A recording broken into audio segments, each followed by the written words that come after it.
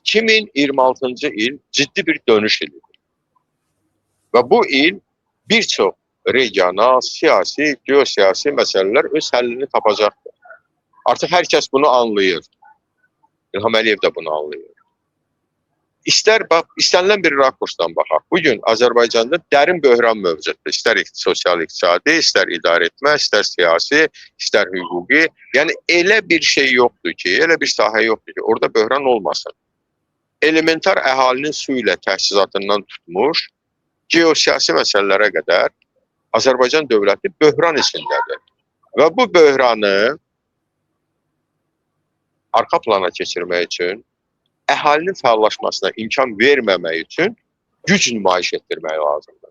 Göstərmək lazımdır ki, bax, mən Londonda oturan Qurban Məmmədini də, New Yorkda oturan Ərəs Norucunu da, nə bilim, Vaşinqtonda oturan Osman qızını da falan kəsin, mən hamısını məhkum eləyirəm. Mən heç kim ölkəyə buraxmayacam. Bu, bunun bir əlamətidir. Daha doğrusu, bu ikinci əlamətidir. O qoçuluq bu. Bunun üçüncü əlaməti də var. Üçüncü əlaməti nədir? Azərbaycan hakimiyyətində bugün kütləvi təmizləmə işləri gedir. Çox maraqlı prosesdir. Bəli. Və görün nə edirlər? Bütün kök atmış, klanlaşmış, nə bilim, bol budaq atmış məmurları ucdan tutma təmizləyirlər. Yalnız bir sahəyə toxunmamaq şərti ilə güc strukturları. Maraqlıdır, elə deyilmi? Nədən? Bunun iki səbəbi var. Birinci səbəb odur ki, mümkün səbəbdən danışıram əlbəttə, güc strukturlarını İlham Əliyev, o cümlədən Tərtər qətliamını törətmiş cinayətkarları kritik vəziyyətdə əhaliyə qarşı, cəmiyyətə qarşı bir güc amili kimi nəzərdən keçirir. İkinci, Azərbaycanın güc strukturları Rusiya tərəfindən kurasi olunur. Rusiya tərəfindən təyin olunur bunların hamısı rəhbərləri. İlham Əliyevin buna səlahiyyəti çatmır. Mənə burada etiraz eləyə bilərlər. Deyə bilərlər ki, necə yəni, Azərbaycanla Rusiya az qala müharibə vəziyyətində. Qurban bəy, sizdən bir xahişim var. Mən sizə bir 4 nəfərlə bağlı məlumat atdım. Onu efirə verin, qoy izləyicilər görsün bir-birinin ardınca. Və yaxud elə 4-ünü də. Yuri Misnik. Bir də iş yerini deyin, zəhmət olmasa. Orada yuxarıda iş yeri göstərilir. Başda bu dəqiqə deməli Yuri Misnik.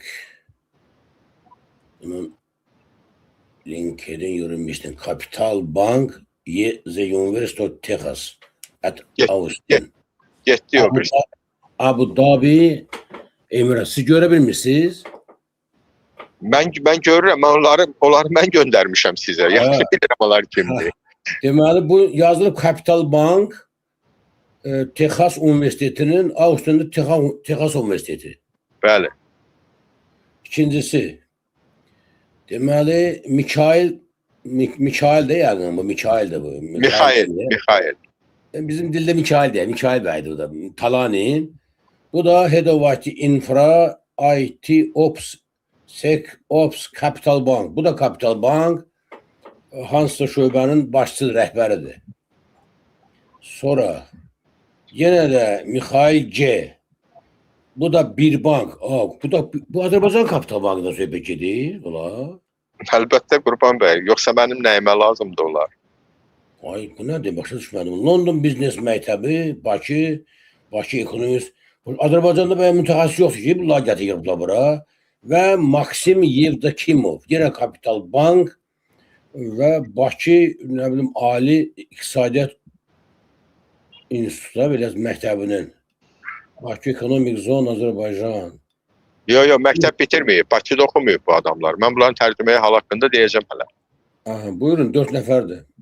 Deməli, bu şəxslər İlham Əliyevin ailə bankı olan və bu barədə də istənilən şəxs gedib Capital Bankın səhmdarlarının kim olması haqqında internetdən məlumat ala bilər. Amma siz bu şəxslər haqqında məlumatı tapa bilməyəcəksiniz Capital Bankın saytında.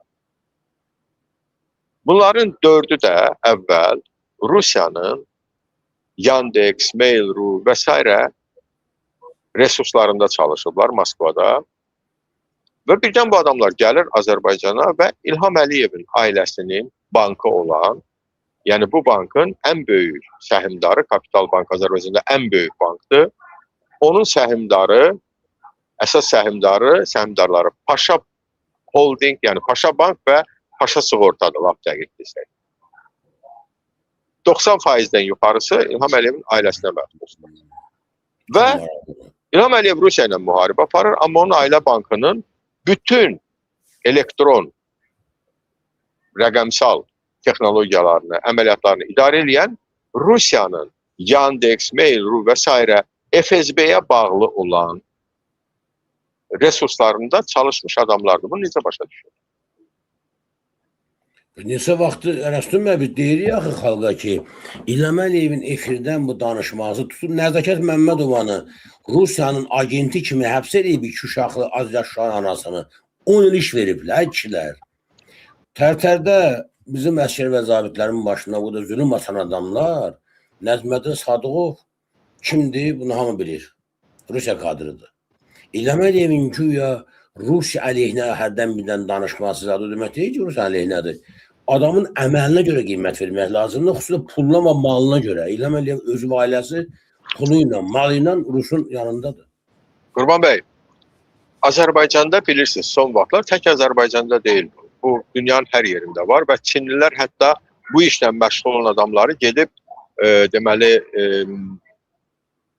Birmadan da, o keçmiş Birma, indi onun adı başqadır. Edam edirlər. Tutub gətirdilər. Amma Azərbaycanda çox fenomenaldır ki, bu bank elektron dələduzluqlarının 80%-i Kapital Bankda baş verir. Bu təsadüf demir. Təsadüf heç bir şey olmur. Bu hakimiyyətin özü başdan ayağa cinayətlər. Yaxşı, necə olur ki, sən Rusiya ilə müharibə aparırsan, az qala, sən gedirsən Amerika Birləşmiş Ştatlarıyla, Trumpla kirvi olursan az qala və bunu Rusiya bir təhdid kimi istifadə edirsən, sənin bankını idarə edən Rusiyanın FSB-sinin IT mütəxəssisləridir. Bu necə olur? Və sən bunu gizlədirsən. Ola bilər mütəxəssis dəvət eləmişsən, Amerikadan dəvət eləyə bilərsən, Rusiyadan dəvət, hardan olsa dəvət eləyə bilərsən. O zaman, əgər bu təmiz bir işdirsə, sən bunu bankın saytında niyə gizlədirsən? Ki, biz bunu gedib başqa yerdən axtarıb çıxaraq. Və bu, bunların öz səhifəsidir. LinkedIn demək, portalında. Maraqlıdır, elə deyilmi? Sadəcə maraqlıdır, həm də təhlükəlidir, Ərəstun bəy. Təhlükəli bu deyil, Qurban bəy. Uzaq başda onlar Əliyevlərin və oradakı adamların pulunu uğurlayanlar. Təhlükəli başqa şeydir. Niyə bütün hüquq mühafizə orqan, bütün dövlət orqanlarında təmizləmə işləri getdiyi halda hüquq mühafizə orqanlarına toxunulmur? Niyə? Təhlükəli budur. Necə başa düşməmiş, sözünüzü bir də təkrar edin. Bütün dövlət nazirliklərində, komitələrində, şirkətlərində məmurların, rəhbərlərin işdən çıxarıldığı halda bu proses güc strukturlarına toxunmur. Təhlükəli budur. Yəni, bugün də güc strukturları xarici dövləti Rusiyanın əlində qalmaqdadır. Nə baş verir? Və indi mən sizə mənə çox etibarlı mənbələrdən verilmiş bir məlumatı deyəcəm. Azərbaycan Xalq Parlamentinə qarşı atılmış repressiv addımların hamısının sifarişi Rusiyadan gəlir. Təbii də olur, təhlükəni görürlər, hamı görür təhlükəni.